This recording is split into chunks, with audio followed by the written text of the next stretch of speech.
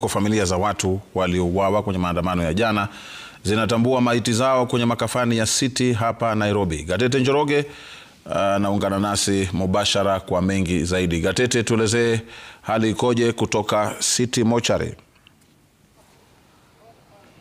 Naam, asante Swale. Vile ambavyo umesema, tunakuja moja kwa moja kutoka katika makafani ya City ambapo tuliweza kufika hapa mapema leo Swale, ili tukuweza kukutana na wale ambao tayari wamefika ili kuweza kutambua mili yao. Swale, kile ambacho tumeweza kubaini hadi kufikia sasa ni kwamba familia mbili tayari zimeweza kutambua mili. Mmoja akiwa ni kijana anayetambulika kama Ian Opango, ambaye kijana huyu aliweza kupigwa risasi ya kichwa maeneo ya Rongai jana jioni na mwili wake ukaletwa hapa katika makafani ya City. Familia nyingine ni ya yule anatambuliwa kama Kevin Njau, ambaye ana umri wa miaka 23 na ambaye alipigwa risasi katika steni ya basi eneo la Kikuyu. Swale, familia hizo mbili zimeweza kutambua hapa. Pia tumeweza kudhibitisha kwamba ni watu wanne waliouawa wakati wa maandamano yaliyokuwa yakiendelea maeneo na kaunti ya Nairobi na maeneo ambayo yanapakana na kaunti ya Nairobi,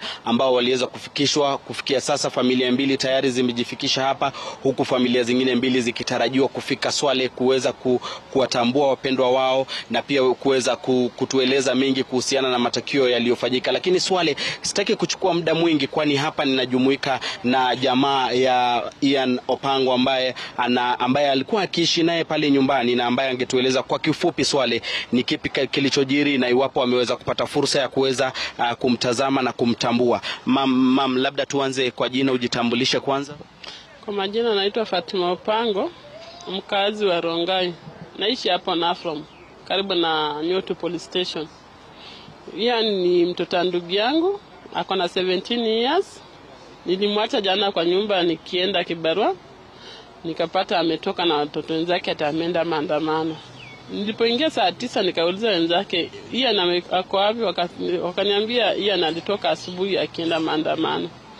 Kwa sababu nilikuwa na shida ya mguu, ile Thursday kulikuwa na maandamano ya ile first Thursday not last, ile nilikimbia hapa Tao nikaingia kwa gari ya Kibira. Nilikuwa natoka ya Westland BDK therapy ya mtoto, niko na disable kwa nyumba. So nikapata hiyo furugu nikaingia kwa gari yenye sio ya Rongai, nikashukia Kibira ndio nikienda Rongai.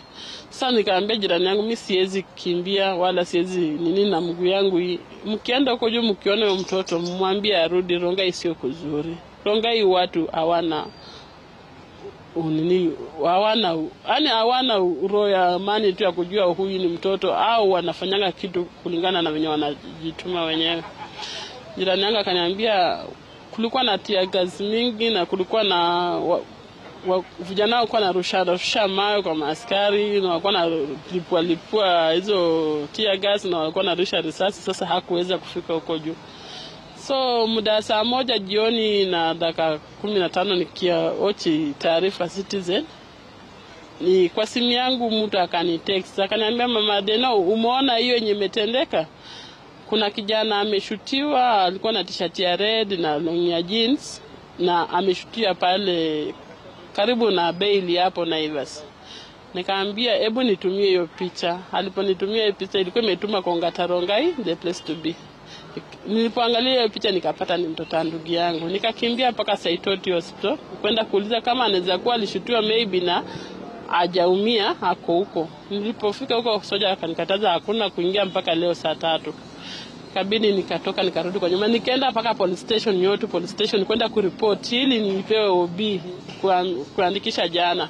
Wakatuambia kitabu ya kuandikisha OB hawana, na hiyo ripoti niende kesho yake leo saa 3. Sasa sikulala kama mzazi. Nikaamkia Kenyatta saa 11:30. Nikaulizia Kenyatta, kuna mtu yote ameletwa hapa for emergency? Kwa sababu wanasema Saitoti watu wenye walikuwa wamepigwa bullet wote wameletwa wapi? Kenyatta. Labda kwa kufupisha tu, ulimpata aje katika makafani ya City?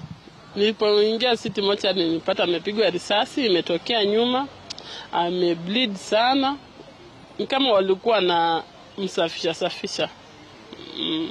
Pole sana mama. Naam, Swale, huyo ni mmoja wa waathiriwa wa maandamano ya hapo jana, akiwa ndiye shangazie Ian Opango, ambaye familia tayari imeweza kumtambua. Kwa hivyo hivi sasa wanafanya shughuli kuhakikisha ya kwamba ile shughuli ya upasuaji wa mwili itaweza kufanya.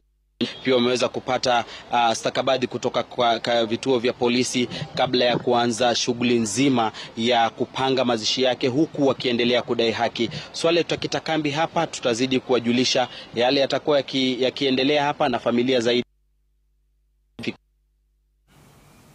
Na ni mwandishi wetu huyo Gatete Njoroge.